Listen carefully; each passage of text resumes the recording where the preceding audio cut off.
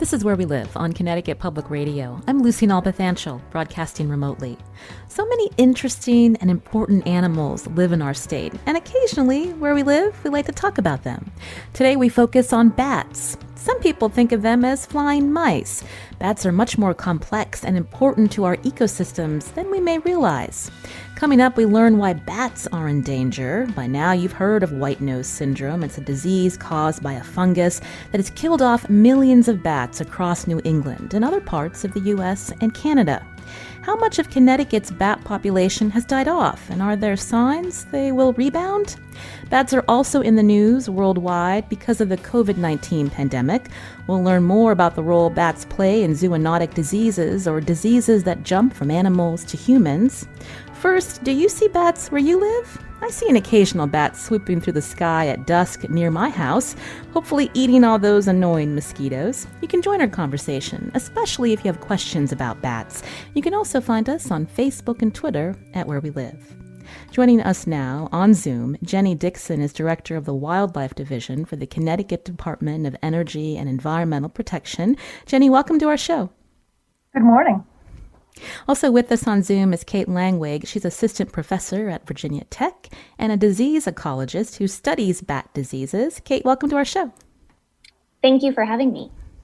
I'll start with you, Jenny, since you're here with us in Connecticut. When we think of bats, sometimes people have negative associations. They may think of rabies or stories related to Halloween and spooky things, but bats are really a unique group of animals. Tell me, Jenny, when you first got interested in studying bats. Well, I probably first got interested in bats when I was growing up as a kid. I lived on a lake in Connecticut, and we had bats all the time. So they were something that I grew up with, I was used to, I was never particularly afraid of. I think that sparked a lot of my interest in them that then carried over to my professional life. And probably about a little over 30 years ago now that I started working with the Department of Energy and Environmental Protection. One of the things that I focused on right from the very start was bats, and part of my goal was to try and get people to appreciate bats a little bit more and hopefully to dispel some of those Hollywood myths. You mentioned you remember them when you were growing up near a lake in Connecticut. I imagine back then there were many different species of bats. How many different kinds of bats live in our state now, Jenny? We have 9 different species of bats in Connecticut right now, and it's interesting because actually 2 of those species were not here when I was growing up. They were species that had been common in Connecticut until the 1950s, the Indiana bat and the small-footed bat, and then they had actually been extirpated from the state. So we didn't have them here anymore until the 1990s. We got some sightings of Indiana bats again. And we didn't find small-footed bats back in the state until probably the last 5 or 6 years. That's interesting. Kate, what about you? Again, you're a disease ecologist who studies bat diseases. When did you get interested in bats? So I was first interested in bats actually as a college student. I grew up actually in upstate New York, so not too far from Connecticut. And when I was a senior in college, I took a trip with part of my class to a local cave. And the population of that local cave had recently crashed, in part in response to white nose syndrome, and that was 2007. So at the time, we knew nothing about it and didn't know what it was, just that there was this mysterious absence of bats. And I began to learn more about them. And one of the things I learned about bats is that they're real survivors. They're a species, they're a taxa that has managed to coexist with humans pretty well in at least before the introduction of white nose syndrome. And so that was really intriguing to me, was that they were sort of, they could live in people's barns, and some species of bats, and live, in suburban areas. And so I liked that they were sort of this survivor. And I was fascinated by how a disease like white nose syndrome could come in and wipe out such a huge fraction of them. And we'll be talking more about white nose syndrome as well as why bats are able to coexist with so many deadly viruses around the globe. But I wanted to learn a little bit more about bats and what makes them so fascinating. Jenny, I wanted to go back to you. I had mentioned that people might think of them as flying mice. Also, listeners may have heard or seen flying squirrels, but bats actually are they the only mammals that can actually fly?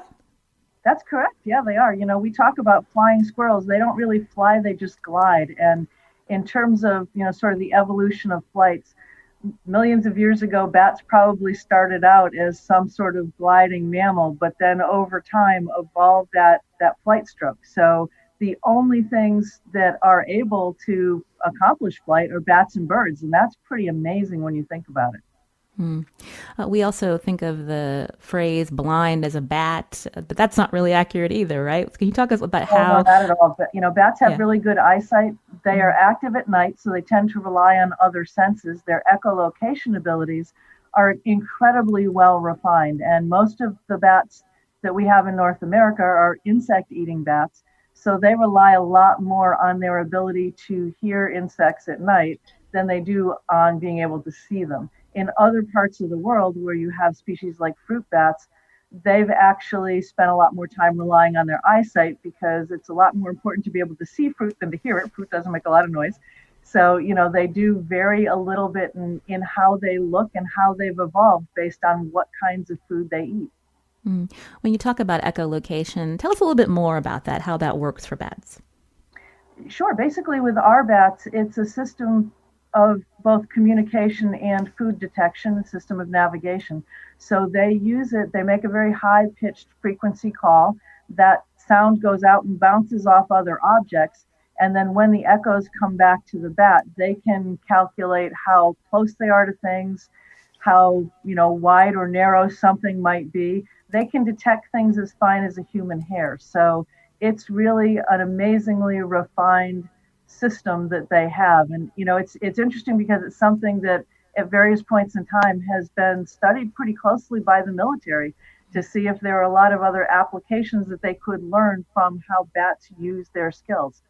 For people to think about what that means, it's very similar to the same way a dolphin would navigate in the ocean. Interesting. Again, you're hearing Jenny Dickson, Director of the Wildlife Division for the Connecticut Department of Energy and Environmental Protection. And Kate Langwig is with us, Assistant Professor at Virginia Tech, a disease ecologist who studies bat diseases. Kate, Jenny mentioned there are 9 different bat species in Connecticut, but tell us about the other bats that are found around the world. How many species are there? Sure. So there's over 1,400 species, and the number keeps going up. So bats are an incredibly diverse taxa. They represent about 20% of all mammal species. And when we think about the bats that we see here, they're fairly small, but I think Jenny had mentioned the fruit bat. That's a big one, right? Yeah, so Pteropus vampirus, which is lives in Southeast Asia. Actually, I took a trip to Borneo last summer and had the privilege of seeing them. They have nearly a 6-foot wingspan, so quite big, and they actually many of those species have evolved another system of echolocation which uses tongue clicks instead of the echolocation that Jenny described. What was that like to see one of those big bats in a tree? Oh my gosh, it was so amazing. I mean, I've spent my life working on small North American bats, which are wonderful, and to see something quite that large fly is unbelievable. It's just hard to even think how that could happen. I think some people would be pretty freaked out if they saw a fruit bat flying near them. Yeah, not me. I was nearly in tears. I was so excited. When we think about the bats here in Connecticut, Jenny, we think of them as eating insects. But talk about the importance of having these bats and the wide diversity of them. The fact that some may be eating insects, others are helping with pollinating. Yeah, sure. The bats in Connecticut are all insect eaters, so they are helping us tremendously in terms of controlling insect populations. a lot of those populations are things that are impacting agriculture. So things like corn earworm moth, corn borer moth, things like that. And it's been estimated that across the country, bats provide an agricultural value of between $3.7 billion and $53 billion a year. There's a huge range there, but some of that depends on how important agriculture is in different parts of the country. When you think about it in sort of the southwestern part of the U.S., that's where we get into bats that pollinate a lot of plants like cactuses. And so that gets into helping to make sure that we've got things like agave. If you think about bats around the world, they're pollinating and helping with seed dispersal for a whole host of plants. A lot of those are things that we see and use every day, everything from almonds to bananas and more. So they are incredibly important to our ecosystem. Kate, I mentioned that people might think of bats as flying mice. Are they related to rodents? And what can you tell us about their life cycle? Yeah, bats are not flying mice. So bats, the sister taxa to bats actually includes carnivores, primates.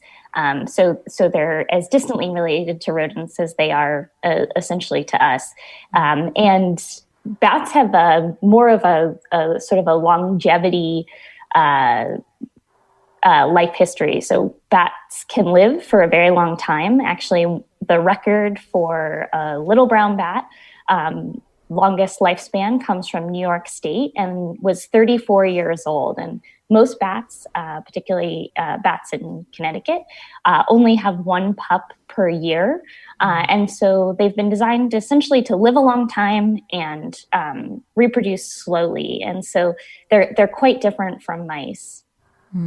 I would think that's problematic when we think about the lifespan of bats, the fact that they may only have one pup a year, when we think about the millions of bats that have died because of white nose syndrome in North America. Kate, tell us more about white nose syndrome and how it impacts bats, especially around where we live.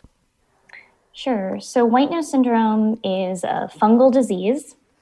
It's caused by this fungus called Pseudogymnoascus destructans. The fungus is native to Eurasia, but it wasn't actually discovered until it was introduced to North America in 2006.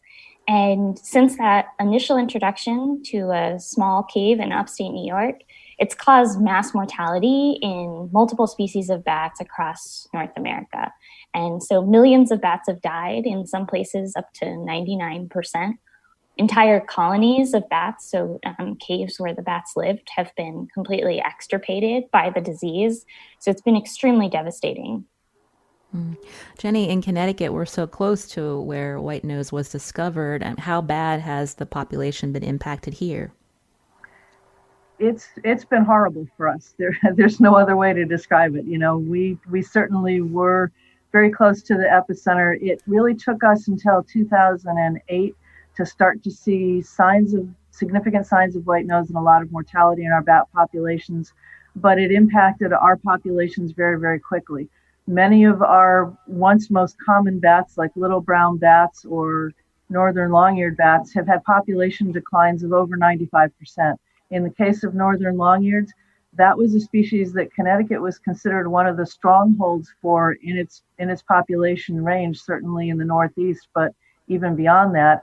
And we've probably lost 99% of that population. So it's been a phenomenal population impact in a very short period of time, because most of that mortality occurred within the first 3 to 5 years of white nose showing up in the United States. So it was swift and it was tremendously devastating to our bat populations.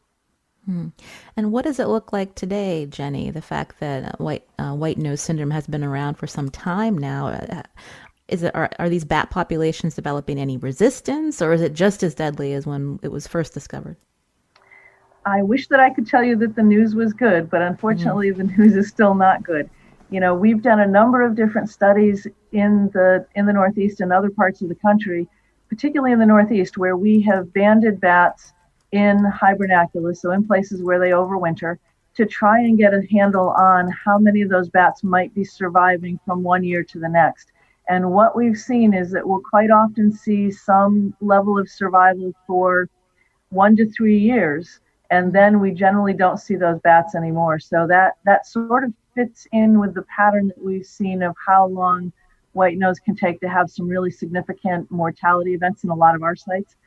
So I wish that I could tell you that we're seeing, a lot of increases in populations, or that we were seeing signs that would be consistent with them developing some sort of natural immunity, but that doesn't seem to be the case. We've gone from sites that had well over 3,000 bats that now have maybe 5. So it's been a dramatic impact. Anytime we find a site that has, a few dozen bats, we get really excited about it. So our perspectives have changed dramatically in the last decade. You can join our conversation again as we learn more about bats in our state. Jenny Dickson's with us on Zoom, Director of the Wildlife Division for the Connecticut Department of Energy and Environmental Protection. Also, Kate Langwig is here, Assistant Professor at Virginia Tech, who's a disease ecologist and who studies bat diseases. Margaret's calling from Roxbury. Margaret, what's your question? Hi, I have a question for Jenny Dickson. She did a lot of good work with the Roxbury Land Trust in our caves, the Land Trust Mine Hill Caves, which is a major bat hibernaculum.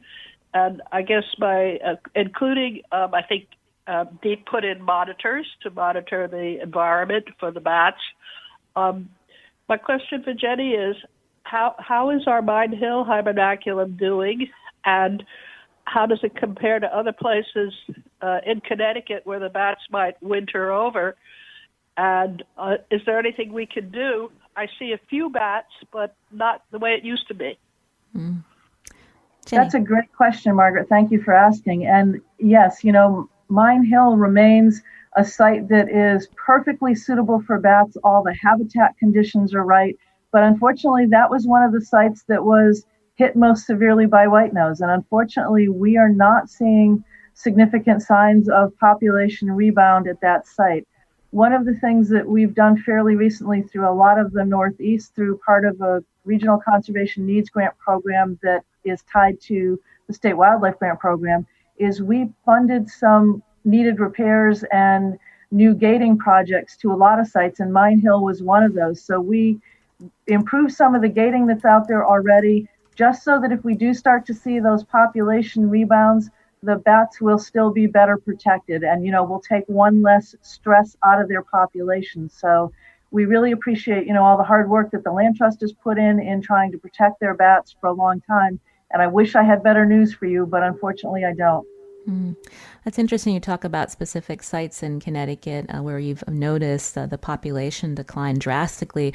Our reporter here at Connecticut Public, Patrick Scahill, talked to state biologists last fall at Old Newgate Prison in East Granby. Does Deep know how many of these bats that lived in that Old Newgate Prison that have survived this past winter?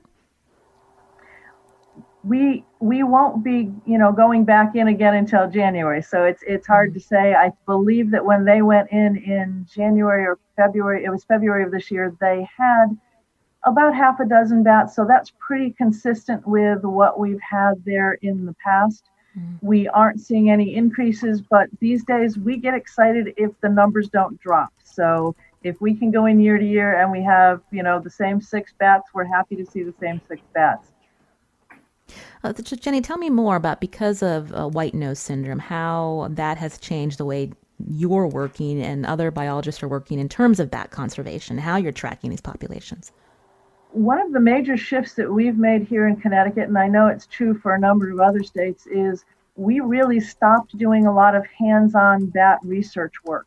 We didn't want to add additional stresses to our bat populations, not only from the capture and handling, but from the risk of spreading that fungus from one bat to another, because every time a bat that might have fungal spores that we can't see would land in a mist net or end up in a harp trap or get handled by a biologist, and then you handle another bat, that's a possible exposure for an uncontaminated bat. So we stopped doing a lot of that, and we stopped permitting a lot of those kinds of research activities here. We've switched over to primarily acoustic monitoring for bats, which has actually turned out to be phenomenally effective for us. We have a number of driving transects across the state that we've run for almost a decade now. And we also do a lot of stationary acoustic sampling. So basically what we're doing is we're capturing those echolocation calls that the bats make at night, And through computer technology, we're able to analyze them down to what species are making those calls. And it gives us a really good sense of the distribution of our bat population throughout the state. What it's allowed us to do, too, is see whether or not we're finding any of those bats that were hit really hard by white nose. So, for example, the northern long-eared bat. We might get a couple recordings every year, but compared to a species like big brown, which we get a lot of recordings for, it's clear that they still are not anywhere near rebounding in our state. So it's provided a lot of really good information for us. And ironically, one of the things that it has done is it's allowed us to get a lot more information on our tree roosting bats. Those bats have not been impacted by white nose syndrome like a lot of the cave bats have. They have different life history requirements, and so far we think that that's what's helping them. But what's kind of interesting about that is those were species that in Connecticut before white nose had been considered species of special concern. So they were state listed. We were very concerned about the population status. And through these acoustic sampling methods, we've actually been able to learn a lot more about where they occur in Connecticut. The acoustic sampling is also part of how we were able to detect the return of small-footed bats to Connecticut after a 50-year hiatus. So we're getting a phenomenal amount of information, even though we've switched our research techniques. Kate Langwig, I'm hoping that you can jump in here. Again, you study bat diseases because of white nose. How have you and other researchers, your work changed in terms of precautions so that you're not spreading this white nose to other bats? Sure. So I study white nose syndrome, and everybody in my research team and myself wear full personal protective equipment when we study bats. So the fungus that causes white nose syndrome is extremely transmissible. It can survive in the absence of bats in hibernation sites for more than 10 years. So it's really persistent and really easy for bats to acquire. So in the Northeast, we know that actually nearly 100% of individuals become infected as soon as they return to their hibernation sites. So our main goal when wearing our personal protective equipment is to change gloves between any bat we touch to make sure that as soon as we leave the caves or mines where the bats are hibernating, that we take off all of the Tyvek suits that we're wearing and wipe down and clean all of our gear to avoid contaminating, our own equipment, our cars or homes, and also to avoid spreading it to new places. You can join our conversation here on Where We Live as we learn more about bats. We'll take some of your questions right after the break. Again, with us, Kate Langwig, assistant professor at Virginia Tech. She's a disease ecologist who studies bat diseases. And Jenny Dickson's here on Zoom, director of the Wildlife Division for the Connecticut Department of Energy and Environmental Protection. Again, you can join us. Find us on Facebook and Twitter at Where We Live.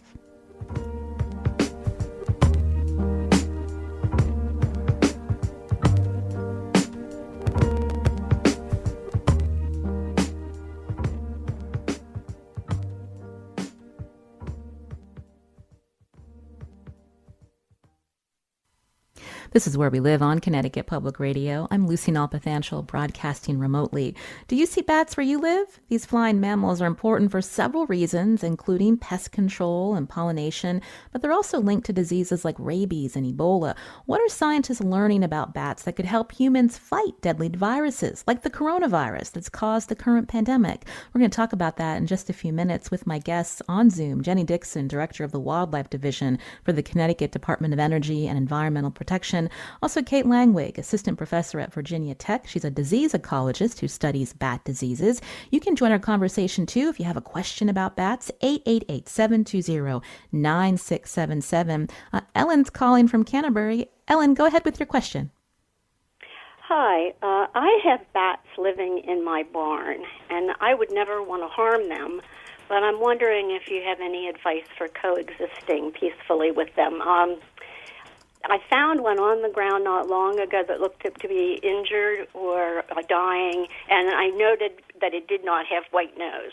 But so they're pooping on everything in my barn, and I would just like to figure out how to deal with that. Well, thank you for your question. Jenny Dickson, what do you think?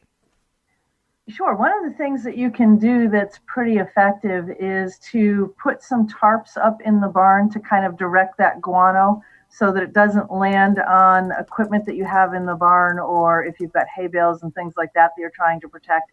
That can be an effective solution over the short term during the summer months. One of the things that you could explore doing for next year would be to get some bat boxes and put those up on the outside of the barn and see if you could shift some of the colony to using those versus using the inside of the barn. But I'll tell you right now, it's really hard to get bats to change where they want to roost. They are incredibly loyal to particular roosts. They often use the same roost for decades, and they do that based on a whole variety of microhabitat characteristics. So you might be able to shift them a little bit, but trying to get rid of them would be a huge challenge. And I'm really glad that you want to try and figure out ways to coexist with them. Courtney's calling from Suffield. Courtney, what's your question? Hi. So my husband and I, we really enjoy the bats, and we notice there's about 4 or 5 that we see flying in our yard. One that will come and sleep in one of our bathroom windows. And then we had a bat box up that was clearly being used. It unfortunately fell during a windstorm, but we did put it back up. And I guess my question is really how we can kind of help foster the best environment for them to keep them here and just to encourage them to hopefully remain in the area and do the best that they can. Jenny Dickson, do you have some tips for Courtney?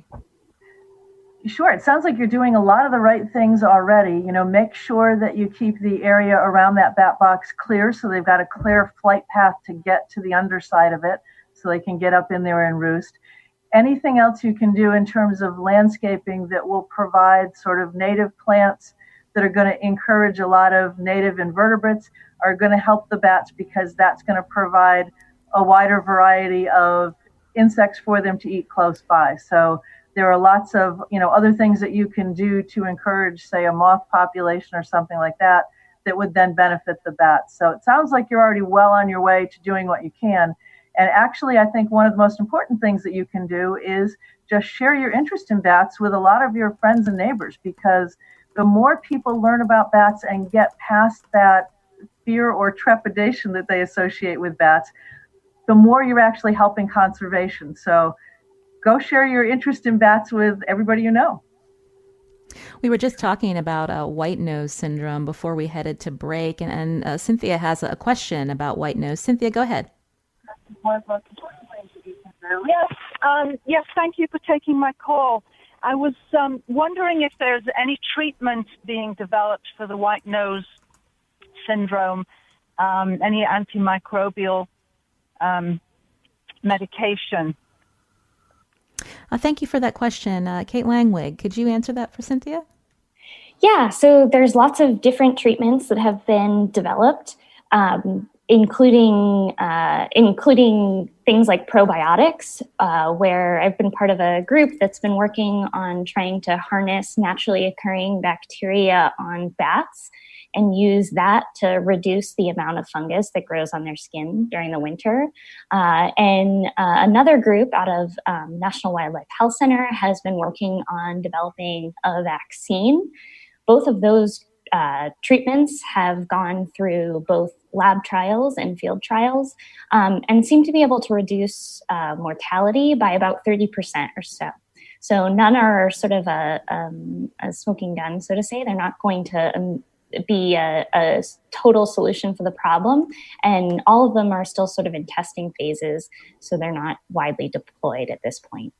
And Jenny Dickson, from the Connecticut perspective, anything you can add to Cynthia's question?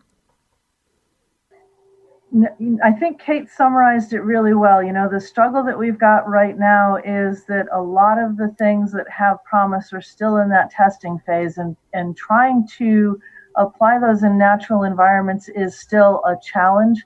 So the only real thing that we can do as managers, and I can tell you this frustrates every bat biologist I know, is try and reduce any of those other stressors that they might have. So encourage people to learn to live with bats a little bit better and protect those summer roosts, work on increasing protections for their winter hibernaculas, doing anything else we can to try and make the rest of their life easier so that if they are battling white nose, they have fewer challenges to face. So unfortunately, that's the best that we can do as managers right now until we get some more promising work on the disease side of things.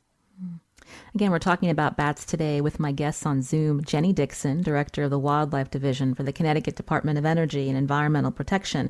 Also with us, Kate Langwig, Assistant Professor at Virginia Tech, who's a disease ecologist who studies bat diseases. I wanted to talk more about how bats, Kate, are linked to viral diseases like COVID-19, others, SARS and MERS, and wanted to back up a little and just talk more about zoonotic diseases. If you could tell us more about what these are and how they're related to bats. Sure. So a zoonotic disease is a disease that is able to be transferred from animals to humans. And these diseases, there's several zoonotic diseases that have recently emerged, COVID-19 being one of them. Others include Ebola, avian influenza. So there's a number of serious human pathogens that do come from animals. And so tell us more about, why certain diseases spill over from animals like bats, and then there's, I believe, an intermediate host to humans. But there's so many other viruses out there that impact wildlife that don't have an impact on us. What do scientists know? So scientists think that most of the time when spillover occurs, so the transfer of virus to it from animals to another taxa, it happens as a result of humans encroaching on the habitat where those animals live. So most of the examples we know, for example, when bats have transferred their viruses to either an intermediate host, so another animal that has spread it to humans, or to humans directly, are a result of people doing things around bats that they weren't doing before. So either capturing them at wildlife markets where they're sold for meat or pets, or even just developing areas of tropical rainforest that is exposing humans to viruses from animals. When we look at COVID-19, the scientists say that this particular coronavirus, the SARS-CoV-2, came from a particular bat in China. What can you tell us? So we don't know that.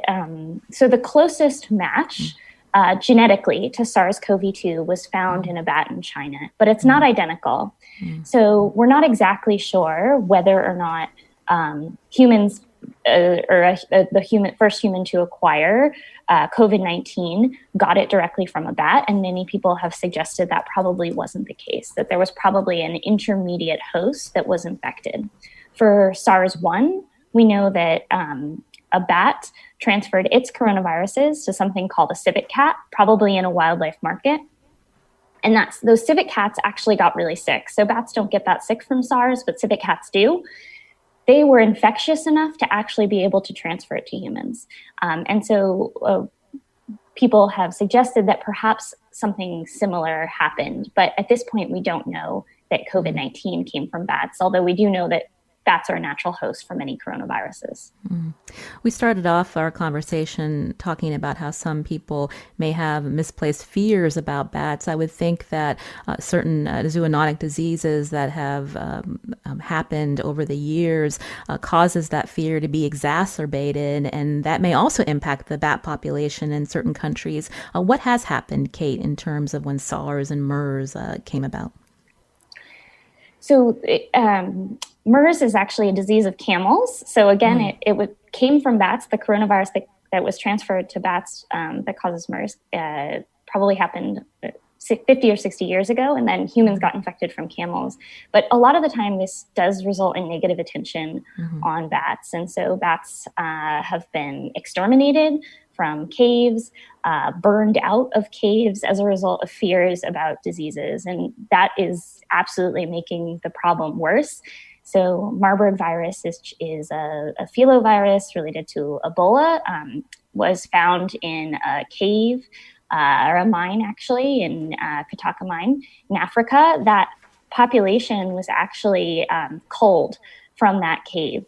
And they tried to seal it up. And the result was actually that they ended up increasing the prevalence of this virus in that cave, in part probably because they stressed out the animals and caused a stress response which might have increased infection. So it's never really a good idea to try to cull bats or hurt bats to reduce disease.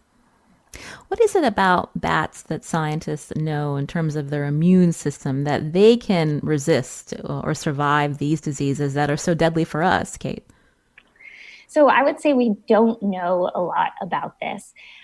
There's some suggestion that bats, one of the reasons that bats carry so many zoonotic viruses is just that there are a lot of bats. So there's 1,400 species of bats.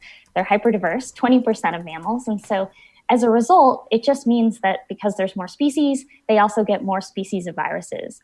And we don't really understand why it is, though it's still an outstanding question as to why a bat could survive, say, with a filovirus that makes humans very ill, that has nearly a 70% fatality rate. There are some hypotheses. One of them is the flight as fever hypothesis, which is the idea that bats, when they fly, increase their body temperature to very warm temperatures, which results in a fever, which increases sort of immune activity and metabolic rate and helps them to survive with some of these viruses. But ultimately, we don't really know. That's really interesting. Jenny Dickson, I wanted to bring you back into the conversation. We were talking about the fact that there are several deadly viruses that have been linked to bats. And I'm wondering, in this time where we're in a pandemic with COVID-19, is there any concern that this particular virus could impact North American bats and how that would also hurt population here? That's been a tremendous concern to bat biologists across the country because for our bats, this represents a novel virus. You know, this is a virus that comes primarily from old world bats, to the best of our knowledge. It's not something our bats have already been exposed to. So much like the issue with white nose, you know, this represents a new virus. For most of our North American bats, they're already being challenged by a novel virus. So understanding the implications of introduction of a new novel virus and what that could mean is really, really important right now. And one of the things that a lot of folks have been working on is trying to do a risk assessment to see what the risk might be for people actually transmitting the virus to bats in North America, and then what that means for conservation and, you know, long-term what that might mean for zoonotic diseases. So it is a very concerning issue for all of us right now. What a lot of states have done are put protections in place to try and protect our bat population. So, for example, here in Connecticut, we are not doing any research on bats right now. We are also not letting our wildlife rehabilitators take in bats right now because we need to try and protect our bat populations the best we can. And unfortunately, you know, we've been in a tough situation in Connecticut because we don't have a lot of necessarily abundant supplies of PPE. So Kate had mentioned earlier about how, you know, her team always suits up with PPE and is sort of properly protected when they work with bats. That would certainly help reduce the risk of us giving this virus to bats. Unfortunately, we can't guarantee that all the researchers who might want to work with bats would have access to that level of protective gear. So right now, we need to err on the side of caution, and we're protecting our bat populations until we can learn more. Again, you're hearing Jenny Dickson, Director of the Wildlife Division for the Connecticut Department of Energy and Environmental Protection. Also, Kate Langwig is here with us on Zoom, too. She's an assistant professor at Virginia Tech, a disease ecologist who studies bat diseases. We're going to continue talking about bats after the break. You can join us. Find us on Facebook and Twitter at Where We Live.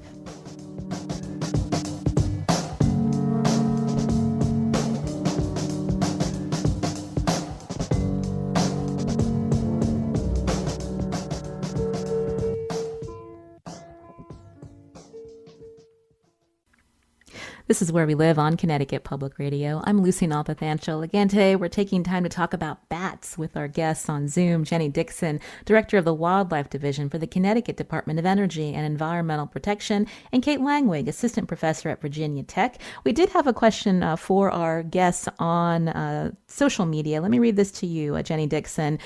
Jason writes, we have a lot of bats in Meriden. They seem to live in our backyard. We had the same exact experience at our last place in Wallingford, and it sounds like the populations are waning in Connecticut. Jason wants to know, is New Haven County a known home to Connecticut's bat population? What can you tell him? I suspect that probably what he's seeing in his backyard is our populations of big brown bats. Even though our big brown bat population has been impacted by white nose, it's been to a much lesser degree than a lot of our other bat species. So that tends to be one of our more common bats. It's also a bat that likes to live in urban and suburban areas and does fairly well close to people. So my guess is what he's seeing right now are a lot of big brown bat populations. And they've been pretty stable in most areas of the state, and certainly that's exactly what I would expect in a place like Meriden or Wallingford. Amanda writes on Twitter that they love their bats. They have them in their barns.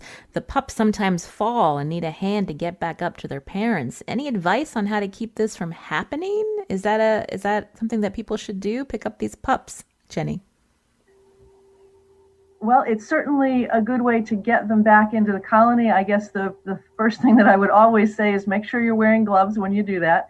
And right now I would say make sure that you're, doing your best not to breathe on those pups as you're putting them up off the ground. But yeah, a lot of times if you can just get the pups off the ground and onto a surface where they can either start to climb upward or where the adult female can come back and collect her pup, that's usually the best way to try and help them. They do a lot better if they can be reunited with their mother than if they, are placed with a wildlife rehabilitator, because bat pups are incredibly difficult to try and rear when they're young. One of the other things that's really kind of amazing about them is even though you might have a colony of 20 bats, 100 bats, 1,000 bats, the mothers can actually identify their own pups within that sort of mass of bat life. So it's a pretty amazing quality that they have. Kelly is calling back from Avon. Kelly, I hope you can hear me now. What's your question? Hi, yes, can you hear me? Yep, go ahead. Okay, great. Yes, I was wondering, I'm a big bat fan. I had a bat in my backyard, so I bought a bat house. And I'm wondering what's the best place to hang it and what's the likelihood that I'll actually get bats? That's Jenny a great Dickson. question. I think the important thing is to put it in all the places that you probably wouldn't normally think of. And what I mean by that is, we have a tendency to try and put things like bird houses and bat houses on trees. That's something you don't want to do because the canopy of the tree actually provides too much shade for the bat box, and it never really gets to the right temperature that the bats would prefer. The other problem is that when it's on something like a tree, it's much easier for a predator like a raccoon to get to, and they will eat bats. So you're much better off trying to put it on a freestanding pole in your yard or mount it to the side of a shed or a garage or even the side of your house.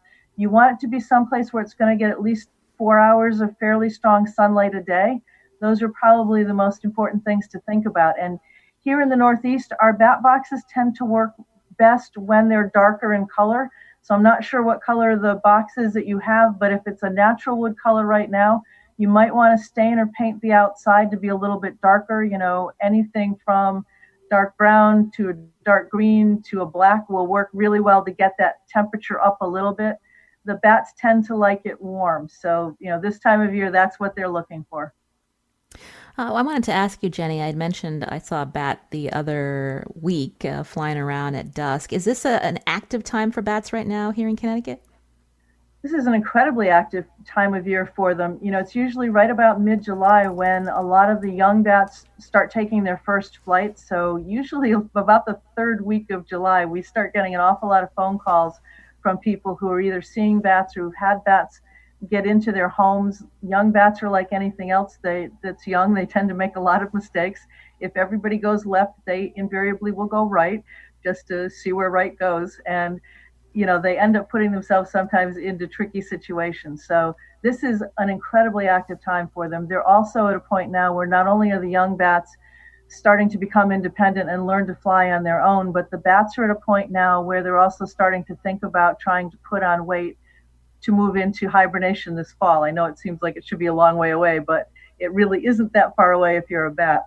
And, the interesting thing is, I think when we think about animals putting on weight for hibernation, we tend to think about bears who might pack on 50 or 100 pounds. With a bat, you're talking about adding ounces. So it's really an interesting twist in how we think about that. I wanted to go back to you, Kate Langwig, again, assistant professor at Virginia Tech. We just have a couple of minutes left, but we talked briefly about bats' immune systems and how they're able to coexist with deadly viruses. I wonder if you could tell us a little bit about, again, when we think about bat conservation, why it's so important that research is done on bats so that we can learn how to fight off these deadly viruses. Sure. So I would advocate that a lot of our missing pieces in terms of the disease ecology and specifically viral ecology of bats is the ecology component. So there's been a lot of work to understand what viruses bats have, but not as much work to understand, do bats get sick from these viruses? When do they carry them? What species have them? Is this done, is the transfer of these viruses across species, or are they relatively conserved? And I think understanding a little bit better some of those questions could help us to understand, how humans might fight these diseases, but also how likely these viruses are to spill over to humans. So we do know that bats can carry a huge diverse array of viruses, but what we often don't know is what the risk is of those viruses being transferred. And so those questions can give us some insight into that. We were talking earlier about the threats impacting bat populations, obviously habitat destruction. What do we know about climate change, Kate?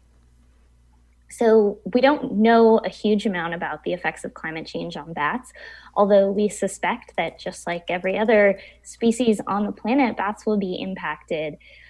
One thing of note is that we have seen that some southern species of bats are moving northward. So here in Virginia and my neighboring state is Tennessee, there used to be, there's new species of bats that are sort of coming up from the south.